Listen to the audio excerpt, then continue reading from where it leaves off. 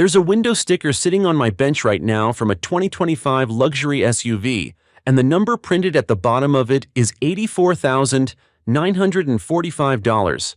Somebody paid that, signed the papers, shook the salesman's hand, drove it home, parked it in a heated garage, kept the miles low. And today, less than 18 months later, that same truck is sitting on a dealer's used lot with an asking price that starts with a 5. Not 70-something, not 60-something, 50-something thousand dollars. That's not depreciation. Depreciation is the slow leak you plan for. This is the floor giving out. And between 2025 and 2026, it happened across the entire luxury SUV market at a speed I have not seen in 30 years of watching this business. IC Cars ran the numbers on more than 950,000 used vehicles sold between March of 2025 and February of 2026. And here's the part that should stop you cold. 18 of the 25 worst value losers in America wore a luxury badge. The average vehicle lost about 42% of its value over 5 years. The trucks on today's list lost 60% and more, and a couple of them lost most of it in the last year alone. Now, I'm not here to laugh at anybody. I'm here because there's a pattern under all of this, and once you see it, you can't unsee it. Your resale value is not decided in your driveway. It's decided in a boardroom you'll never sit in. A price cut, a redesign, a discontinuation, a subsidy that expires on a Tuesday, and 40 grand of your money evaporates while the truck sits there, untouched, perfectly clean. By the end of this, you'll know which 12 luxury SUVs got hit the hardest, exactly why each one crashed, and how to be the guy who profits from this instead of the guy who funds it. And stay for number 1, because the worst offender on this list lost its owners more than $52,000 apiece, and the reason why is a decision the manufacturer made on purpose. Before we count them down, let me show you what's really going on, because it's not 12 separate stories. It's one story wearing 12 badges. The used market does not pay for prestige. It never has. It pays for utility, reliability, and running costs. That's why a Toyota RAV4 loses barely 30% in 5 years, while an SUV costing 3 times as much loses 60%. The first owner pays for the theater. The second owner only pays for the machine. And in 2025 and 2026, 3 things hit that market all at once. The federal EV tax credit died on September 30th of 2025 and took luxury electric values down with it. A wave of redesigns orphaned the outgoing generations overnight, and at least one manufacturer flat out cut its own sticker price by 20 grand. Keep that in mind as we go, because every single truck on this list crashed for a reason somebody chose. Let's get into it. Number 12. The Audi Q7. This is the quiet one on the list, the slow bleed rather than the cliff. In the IC Cars data, the Q7 gives up around 62% of its value in 5 years, call it $37,000, and it does it without any scandal, without any drama. Here's the mechanism. The current Q7 rides on a platform that dates back to 2017. That's an eternity in the luxury business, where the whole sales pitch is having the newest thing. The engineering underneath is genuinely good. The 3.0 turbo V6 is a solid engine, the chassis is honest, the cabin was screwed together properly, but the market knows a replacement is coming and the used market price is in the future, not the past. Nobody wants to pay strong money for last decade's flagship the year before the new one lands. Add the German running costs, the air suspension that gets expensive out of warranty, the electronics that only the dealer can talk to, and you get a truck that sheds value like a dog sheds hair. Constantly, everywhere, forever. For a used buyer, a 3-year-old Q7 at half price is honestly decent value. For the person who bought it new, it's a $37,000 lesson in what a badge is actually worth on trade-in day. Number 11. The Infiniti QX60. This one hurts because it's not even that expensive to start with, and it still lost over 61%, around $31,000 off sticker. And the reason is brutal in its simplicity. The used market treats the QX60 as what it mechanically is, a dressed-up Nissan Pathfinder, and it prices it accordingly. The first owner paid the Infiniti premium for the leather, the badge, and the quieter cabin. The second owner looks at the same platform, the same basic drivetrain family, and says, why would I pay Infiniti money for Nissan hardware? So the value walks straight down to Pathfinder territory and keeps going, because Infiniti's brand equity has been thin for years. The dealers know it, the auctions know it, the lease companies know it. Here's the practical side though, and I'll be straight with you. The current generation ditched the old CVT for a proper 9-speed automatic and a 3-year-old QX60 with the balance of its warranty at 40-something cents on the dollar is a genuinely sensible family truck. The crash only ruins you if you're the one standing under it when it falls. Number 10. The BMW iX. Now we get into the electric bloodbath, and the iX is a perfect example of the boardroom deciding your resale value for you. Between 2025 and 2026, two things happened to this truck. First, the federal tax credit that had been propping up luxury EV leases disappeared at the end of September 2025, and the whole segment sagged. Second, and this is the part most owners never saw coming, BMW refreshed the iX for 2026 and added a cheaper base model, the xDrive 45, 402 horsepower, all-wheel drive, roughly 10% more range across the lineup from a new inverter and a bigger battery. Sounds great if you're shopping new, but think about what that does to the guy who paid full boat for a 2023. The new one is better, goes farther, and costs less. So the used one has to fall until it makes sense again, and fall it did. That's the trap with every fast-moving EV. You're not just depreciating against time, you're depreciating against next year's spec sheet. And with the iX, there's a second layer to it, because so much of what you paid for is software and battery chemistry, the two things that age fastest. A leather seat from 2023 is still a leather seat. A 2023 battery pack and inverter, standing next to the 2026 versions, is last year's phone. The machine in your garage didn't change. The market around it did, and with an EV, the market moves at the speed of a product announcement, not the speed of rust. Number 9. The Lincoln Navigator EL. The long wheelbase Navigator gave up around 60% of its value, $62,000, and the trigger here is the classic one, a full redesign. Lincoln launched the all-new Navigator for 2025, new body, new interior, with that panoramic screen stretched across the dash, new everything. And the moment it hit showrooms, every previous generation Navigator in the country aged 10 years overnight. That's how this works. A luxury flagship's whole job is to be current. The day it isn't, the market stops paying flagship money. The old Navigator is still a fine machine, and I mean that. The 3.5 twin-turbo V6 is a proven engine, it tows properly, the seats are living room comfortable. Nothing about the truck got worse, but status is the product and status expired. Here's the honest angle for a buyer. A 2- or 3-year-old Navigator L at 40 cents on the dollar with a mechanical inspection and service records is one of the best luxury per dollar plays in the country right now. The engineering outlived the fashion. It always does. Number 8. The Cadillac Escalade. Same disease, American strain. In the IC cars numbers, the Escalade and the stretched ESV lose around 62% over 5 years, roughly $55,000, which is a whole Tahoe's worth of value gone into thin air. And here's what makes it sting. Mechanically, an Escalade is a Tahoe in a tuxedo. Same bones, same 6.2 V8 family, same frame underneath. The Tahoe loses around 52%. So the difference, that extra gap, that's the tuxedo. That's what the market says the Cadillac part is worth once the new car smell is gone, not much. Then Cadillac refreshed the Escalade for 2025, big new screens, updated face, and the outgoing trucks took another step down. There's an old rule the wholesale guys live by. The fancier the trim, the harder the fall, because the used buyer won't pay for options. The 36-speaker stereo, the semi-aniline leather, the night vision, all of it goes to nearly zero at the auction block. The frame, the engine, and the miles are what get paid for. Everything else was rented. And before anybody says all big luxury SUVs do this, they don't. The Mercedes G-Class in the same study loses under 40% over 5 years, best of any large SUV, because supply is tight, the design never goes out of date on purpose, and the market believes it will last. Scarcity and durability hold value. Screens and leather don't. The Escalade sells in volume, refreshes on a schedule, and floods off lease in waves, and the price of that business model lands on the resale sheet of every single one. Number 7. The Maserati Levante.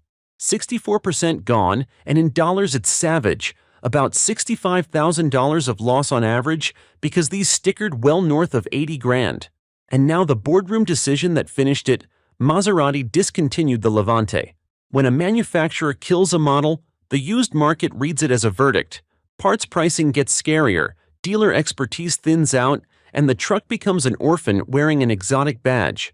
Underneath, the Levante was always a strange proposition anyway.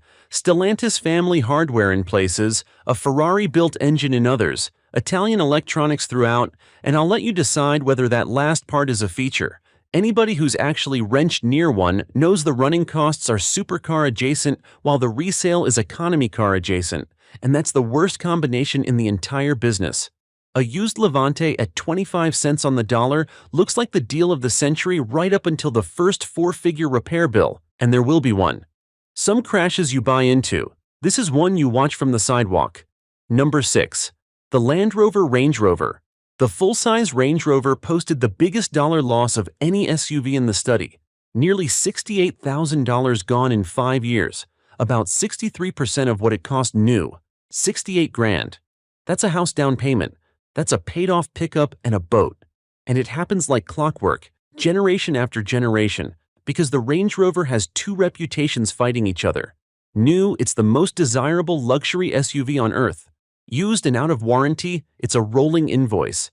Air suspension, complex electronics, a cabin full of motors and modules, and a repair history that owner surveys have ranked at the bottom of the industry for years. The market isn't stupid. It watches what 4-year-old Range Rovers cost to keep alive, and it discounts every one of them in advance. Here's the thing that never changes. The people buying them new don't care. They lease, they turn them in, and the loss is baked into a monthly payment they can afford. The person who gets hurt is the aspirational buyer who stretches to own one outright. If that's you, hear me. The discount is not a gift. The discount is the market's estimate of your future repair bills, paid to you up front. And if you take that bet anyway, at least take it properly. An extended warranty from a reputable underwriter priced into the deal, a pre-purchase inspection by an independent specialist who works on these every day, and a maintenance fund sitting in a separate account before you ever turn the key. The people who do well with used Range Rovers all do some version of that. The people who don't are the ones who spent the entire discount on the truck itself and left nothing for the truck's opinions. Number 5. The Jaguar I-Pace. This is the worst value loser in the entire study. All vehicles, all segments. 72% of its value gone in 5 years, about $52,000. And I've personally seen 2024 models, 4,000 miles on the clock, essentially new, listed at $43,000 against a sticker that was up in the 70s and 80s. But the I-Pace isn't really a depreciation story, it's an abandonment story. Jaguar discontinued the I-Pace and then went further and killed nearly its entire lineup after 2025, everything but the F-Pace, so the whole brand could reinvent itself as some ultra-luxury electric thing. So if you own an I-Pace, you own an electric vehicle from a company that stopped making your car, stopped making almost all its cars, and is publicly walking away from the customers it had. The market looked at that and priced it like the orphan it is. And here's the lesson that goes way beyond Jaguar. When you buy a heavily software-dependent, battery-electric luxury vehicle, you are betting on the company, not just the car. The car needs updates, battery support, dealer know-how, and parts for 15 years. If the company blinks, your equity is the first thing that dies. Number 4. The Tesla Model X. 63% gone over 5 years, nearly $54,000 on a truck that once started at 120 grand. The Model X got hit from 3 directions at once. Tesla's own price cuts on new inventory reset the used market again and again, because every time the new one gets cheaper, every used one has to get cheaper too. Then the federal tax credit expired at the end of September 2025 and kicked the legs out from under the whole premium EV segment. And then came the final word.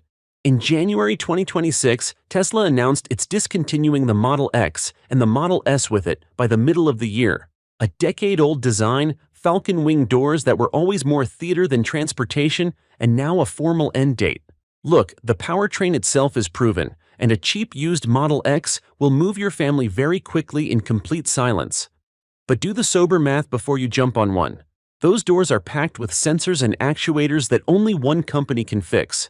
The truck is a rolling software product from a maker that just ended it, and long-term parts and body repair on a discontinued aluminum-intensive vehicle is a question mark you're buying along with the title. But this is the pattern of the whole list in one vehicle.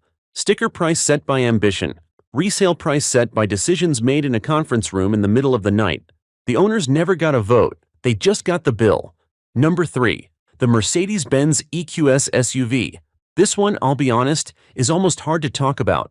$100,000 plus electric flagship from the oldest car company on earth, and market analyses now peg it at holding barely 30% of its value at the 5-year mark. Barely 30. And 2025 was the year Mercedes itself gave up on it in this market. Order books for the EQS and EQE closed, US-bound production halted on September 1st of 2025, right ahead of the tax credit dying and price cuts on remaining stock that ran past $15,000. It got truly absurd at the top. The Maybach EQS 680 SUV, the $180,000 version, was being advertised with $50,000 off. 50 grand off a Maybach, brand new, because nobody wanted them. The engineers who built this thing were not stupid. The cabin is genuinely magnificent, and it drives like a bank vault on a cloud.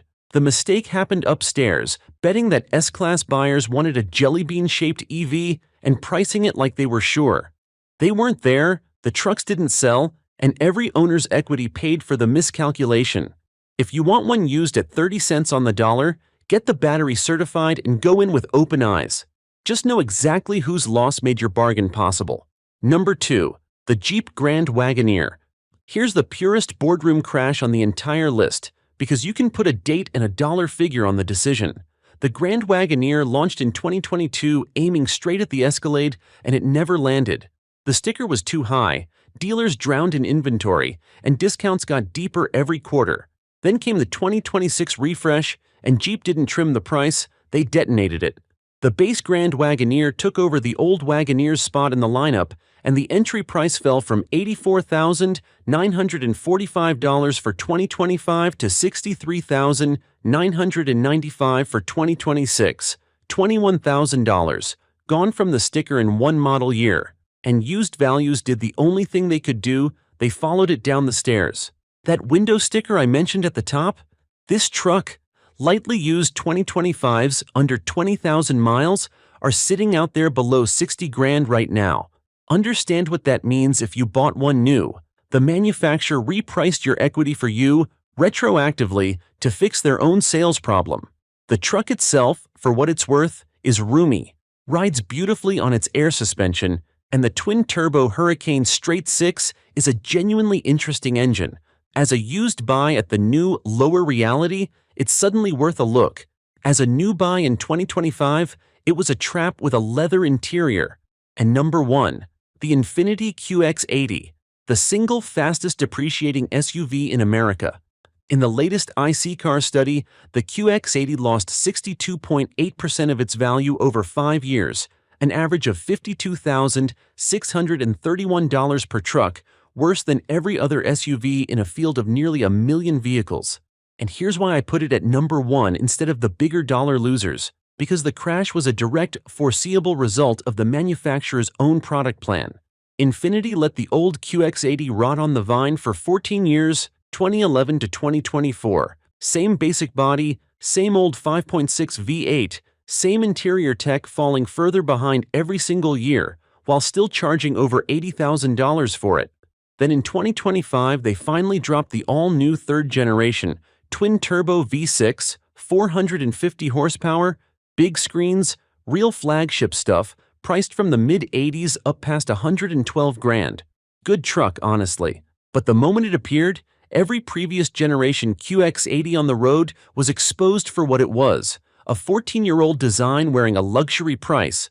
Trucks that stickered around $80,000 are now trading at half that and less, and the last owners of the old generation took the entire fall. The old QX80's saving grace, and I'll give it this, is that the outgoing V8 drivetrain is about as durable as full-size luxury gets, shared bones with the Nissan Armada and Patrol, trucks that run forever in places with no dealers at all, which means the same vehicle that destroyed its first owner financially might quietly serve its third owner for 200,000 miles.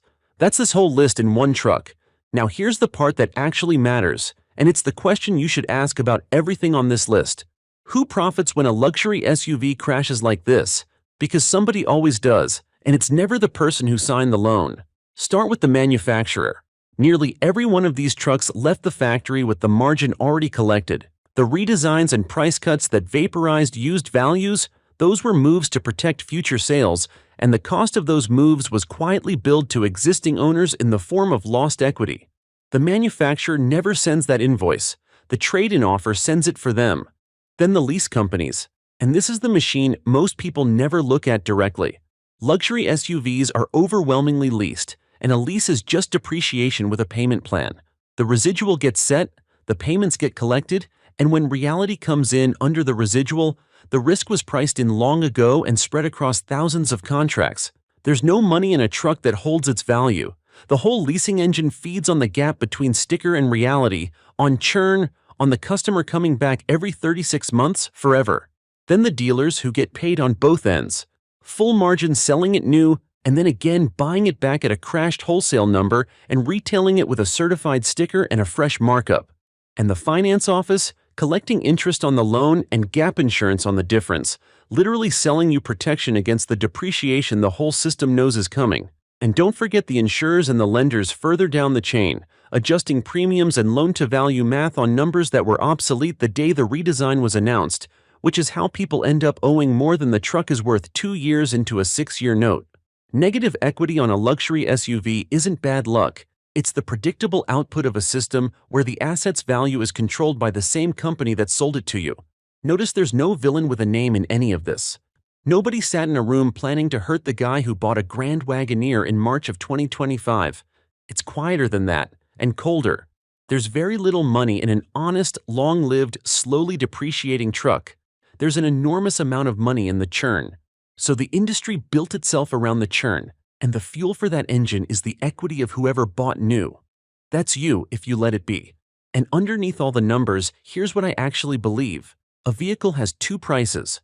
The price of the machine, the frame, the engine, the engineering, the honest work it can do, and the price of the story, the badge, the status, the way it feels to hand the valet that particular key. The machine's price falls slowly because a good machine keeps being good. The story's price falls off a cliff because a story is only worth something while it's new. Every truck on this list crashed because most of what its first owner paid for was story.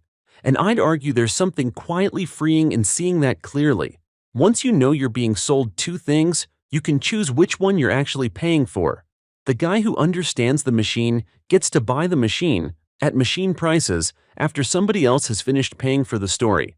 That's not cynicism. That's just reading the sticker with both eyes open. So here's what I want you to do with all this. If you're buying new and you care about your money, treat luxury depreciation as the biggest single cost of the vehicle, because it is bigger than fuel, insurance, and maintenance combined on most of these. Check the 5-year retention numbers before you fall in love. The data is free and it does not flatter anybody. Be very careful in the 12 months before a redesign, because the outgoing generation always takes the hit, and manufacturers telegraph these things years out. Be triply careful with luxury EVs until you see how a model holds up after its subsidies and its early adopters are gone. If you must have the badge new, lease it with your eyes open and let the bank own the crash. And if you're buying used, this whole list flips upside down and becomes a shopping guide. A 3-year-old Navigator, Escalade, QX80, or Q7 at 40 cents on the dollar, bought with a proper pre-purchase inspection, complete service records, and a cold hard look at out-of-warranty running costs, is one of the smartest luxury plays in the market right now. Budget real money for maintenance, especially on anything German or British with air suspension. And picture this, because this is the payoff. 2 years from now, you're driving a truck that cost somebody else 90 grand, you paid 40, it's been inspected, it's been maintained, and every mile of it is running on depreciation that someone else already paid for. That's what being on the right side of this market feels like. It's available to anyone willing to do 20 minutes of homework. So tell me in the comments below, what's the worst depreciation hit you've ever taken, or the best used luxury deal you've ever scored off somebody else's loss? Give me the truck, the year, what they paid and what you paid and where you are in the world, because these crashes play out differently in every market, and the stories you all leave down there are half the reason I keep making these. I read every single one. And if this kind of straight talk about where the money really goes is useful to you, subscribe, because next time we're flipping the coin, the luxury vehicles that refuse to depreciate, the short list of machines that hold their value like a Toyota pickup, and the $100,000 SUV that loses less than half what its rivals do, and why the reason has almost nothing to do with luxury. You'll want to see where that one's built. Until then, remember, the sticker tells you what they want. The 5-year number tells you the truth. Read both before you sign anything. Mas pinalakas na ang Good Morning Bayan. May handog na sa pagbabalita si Ruth Kaba, si Reggie Balina, balik ang broadcaster, veterano sa pagbabalita, maaga ang balita, mabilis ang update, diretso sa punto, isyu ng bayan, lagay ng panahon at